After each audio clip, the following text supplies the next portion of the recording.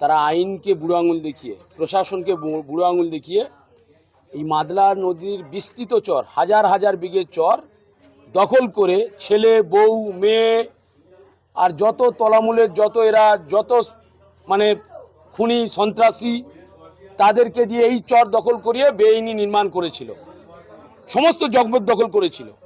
এই সাম্রাজ্য বিজেপির সরকার প্রতিষ্ঠা হওয়ার পর এই সাম্রাজ্য আজকের থেকে, যেদিন থেকে বিজেপি সরকার প্রতিষ্ঠা হয়েছে পশ্চিমবঙ্গে, সেদিন থেকে রাজ্যের মুখ্যমন্ত্রী সম্মানীয় শুভেন্দু অধিকারী তিনি আইনের শাসন প্রতিষ্ঠা করার কথা বলেছিল।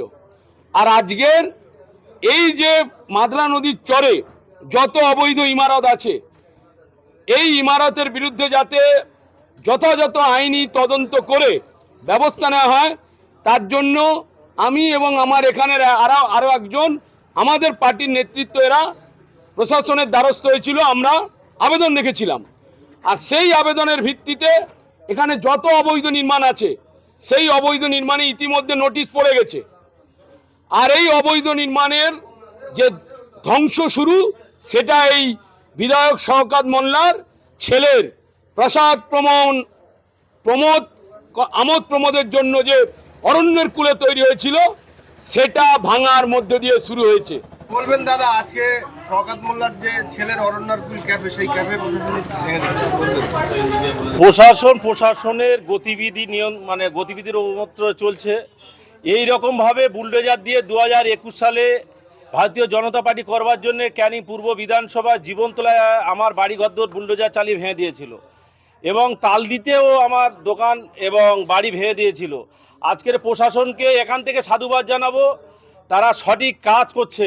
যেহেতু বেআইনিভাবে এই নির্মাণ বাড়িটি তৈরি করেছিল, এখানে সুন্দরবনের একটা দ্বীপ, সেই দ্বীপকে যেখানে অভয় অরণ্য দিয়ে আপনারা দেখতে পাচ্ছেন যে সুন্দরবনের যে প্রাকৃতিক সৌন্দর্যটা নষ্ট করেছিল এই শওকত মোল্লা এবং শওকত মোল্লার ছেলে, সেই গাছগাছালিগুলো কেটে আজকের এই ক্যাবটা করেছিল 20 বিঘের অধিক জমি সংগ্রহ করে বেআইনিভাবে জবরদখল করে ওদের বিভিন্নভাবে পাশবিক নির্যাতন করে এখানকার লোকজনকে হটিয়ে এই 20 বিঘের উপরে ক্যাবটা তৈরি করেছে। আজকের সেটা আইনি সহায়তা নিয়ে, আইনের মাধ্যমে প্রশাসন সেটা বুলডোজার চালাচ্ছে।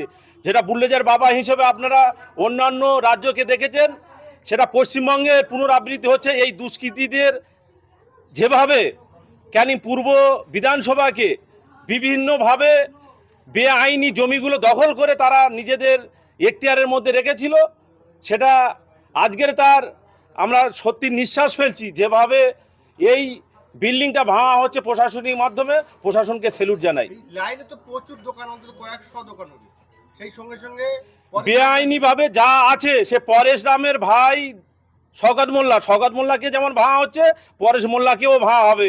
আইন কারো বাপকে ছাড়ে না, কারণ বেআইনিভাবে যেগুলো আছে ক্যানিং পূর্ব এবং পশ্চিম তথা পশ্চিমবঙ্গের মধ্যে, সেগুলো বুলডোজার চলবে। নোটিশের আওতায় নিয়ে আসা হচ্ছে, প্রশাসনের কাজ চলছে। নোটিশ ওকে ধরানো হয়েছে, সময়ও দেওয়া হয়েছে। ওটা কিছু থাকবে না। যে চাঁদমণি যে আশ্রমটা বলছেন, সেটাও থাকবে না, কারণ সেটা যদি বেআইনি ল্যান্ডের ওপরে থেকে থাকে সেটা থাকবে না। শওকত মোল্লাকে ইতিমধ্যেই একজন মহিলা ধর্ষণের মামলা করেছে, জীবনতলা থানাতে অভিযোগ জেনেছে। সেই মামলা তদন্তের স্বার্থে ইতিমধ্যে শওকত মোল্লাকে জীবনতলা থানায় আনা হয়েছে। কি বলবেন? সে তো একজন ধর্ষকের যদি প্রশাসন অ্যারেস্ট করে, তো এটাই তো প্রশাসনের কাজ।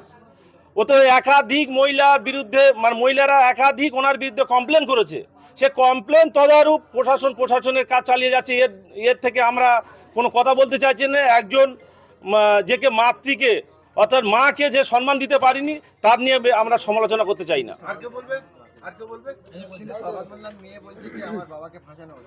শওকত মোল্লার মেয়ে যদি বলে বাবাকে ফাঁসানো হচ্ছে, তাহলে প্রশাসন কি নির্বিকার? প্রশাসনের চোখে কি সেলিটেপ মারা হয়েছে? তারা দেখতে পাচ্ছে না? সমস্ত আইনত সহায়তা নিয়ে আইনটা তারা যথাযথভাবে দেখছেন। ওটা সত্যটা সত্যই উদ্ঘাটন হবে। 2019 সালের ঘটনা, ধর্ষণের যে মামলাটা, তখন কেন কেস করেননি, এখন কেন কেস করেন? সেই সময়কালে এই শওকত মোল্লার যেভাবে পাশবিক অত্যাচার ছিল, আমরা নিজেরা 2021 সালে আমাদের বাড়িঘর ভাঙা হয়েছিল, আমাদের কাউকে রেহাত করেনি। সেই সময় আমরা থানা প্রশাসনের কাছে যেতে পারিনি। আজকের তাদের আসার মতন এই সরকার এসছে বলে, ভারতীয় জনতা পার্টি এসছে বলে তারা যেতে পারছে, সেই জন্য কেসটা হচ্ছে। সেই কেসটা পূর্ণাঙ্গ তদন্ত করে তো পুলিশ এগিয়ে গেছে। রাজ্যের মাননীয় মুখ্যমন্ত্রী শুভেন্দু অধিকারী তিনি বলছেন শওকত মোল্লা এবং জাহাঙ্গীর খান, শেখ শাহজাহান এদেরকে কেউ বাঁচাতে পারবে না। আপনার কি মনে হয়, শওকত মোল্লা জেল থেকে ছাড়া পাবে?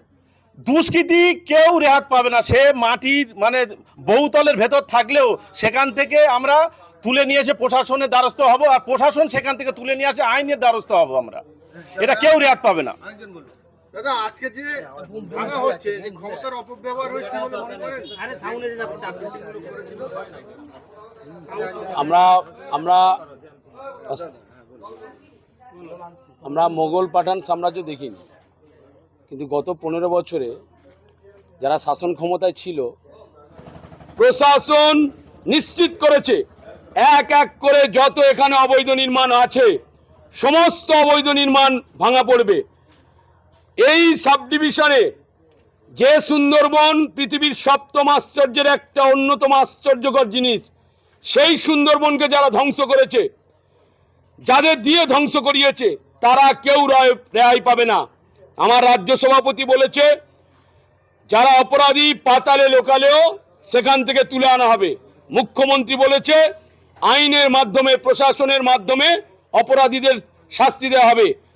আমার সকল কার্যকর্তা কর্মী যারা নেতৃত্ব আছে সবাইকে বলবো, যে ভুল ওরা 15 বছর করেছে তার আগে হয়েছে, সেই ভুল যেন কেউ না করে।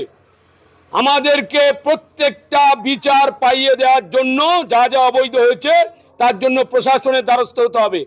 আজকের আমি দক্ষিণ 24 পরগনা জেলা প্রশাসন, ক্যানিং সাব ডিভিশন প্রশাসন, সবাইকে আমি অত্যন্ত কৃতজ্ঞতা এবং ধন্যবাদ জানাচ্ছি। যা যা গত 15 বছরে শওকত মোল্লা আর এখানে 2 ভাই মিলে, পরেশ রাম দাস মিলে করেছে, তার একটা বিচার আমরা আশাবাদী এই প্রশাসনের মাধ্যমে হবে। এই 2 ভাইয়ের কেউ ছাড় পাবে না। প্রশাসন কি পরেশ রাম দাসের যে চাঁদমণি যে আশ্রম আছে সেটাও কি ভাঙার নোটিশ দিয়েছে? নিশ্চিত নোটিশ দিয়েছে। নিশ্চিতভাবে এখানে যত অবৈধ আপনারা নির্মাণ দেখছেন মাদলা নদীর চরে, সমস্ত জায়গায় নোটিশ পড়ে গেছে এক এক করে।